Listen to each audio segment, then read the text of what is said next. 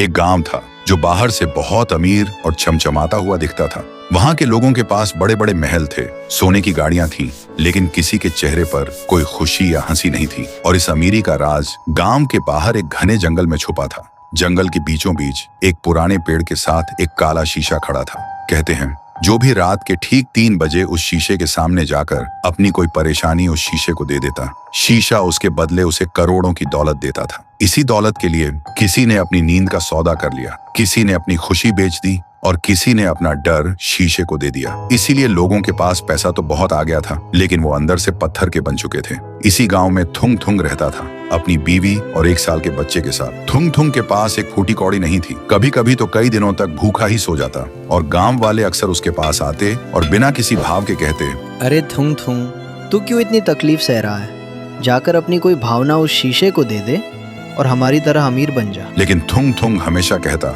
मेरी इंसानियत और मेरे जज्बात किसी दौलत से ज्यादा कीमती है। पर कहते हैं ना, गरीबी इंसान को कुछ भी करने पर मजबूर कर देती है। एक दिन थुंग थुंग जब काम से घर लौटा तो उसने देखा उसकी बीवी भूख से हार कर मिट्टी खा रही थी। ये देखते ही थुंग थुंग टूट गया और खुद से ही पूछने लगा, क्या फायदा ऐसी इंसानियत का जब अपना ही परिवार भूखा मर रहा हो। और वो रात के अंधेरे में उस काले शीशे के पास पहुंच ही गया। शीशे के अंदर से एक खौफनाक लाल रोशनी जगमगा रही थी।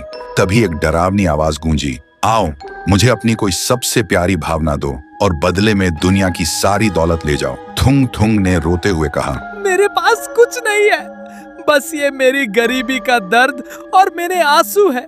यही ले लो और मुझे एक वक्त की रोटी दे दो। जैसे ही थुंग थुंग के आंसू जमीन पर गिरे, अचानक एक जोरदार धमाका हुआ। शीशा अपने आप टूटकर बिखर गया, लेकिन शीशे से कोई दौलत नहीं निकली, बल्कि काले धुएं का एक भयानक बवंडर बाहर निकला। वो कोई और नहीं, रायस्टार की खूंखार और भूखी आत्मा थी, जो सालों से उस शीशे में कैद थी और किसी ऐसे इंसान का इंतजार कर रही थी जिसके अंदर सबसे ज्यादा दर्द हो। तभी रायस्टार की आत्मा हवा में घूमी और सीधा थुंग थुंग के शरीर के अंदर घुस गई। लेकिन जैसे ही वह थुंग थुंग के शरीर में घुसी, थुंग थुंग का शरीर सुनहरा हो गया। अगली सुबह गांव में हाहाकार मच गया। थुंग थुंग एक विशाल रूप ले चुका था और एक ही झटके में उन सारे पत्थर दिल अमीरों के घरों को राख में मिला रहा था। तभी वहां एक बाबा आया। बाबा ने अपनी जादुई ढाल आगे करते हुए चिल्लाकर कहा, रुक जाओ रायस्टार, इस बेकसूर थुंग थुंग के शरीर को छोड़ दो।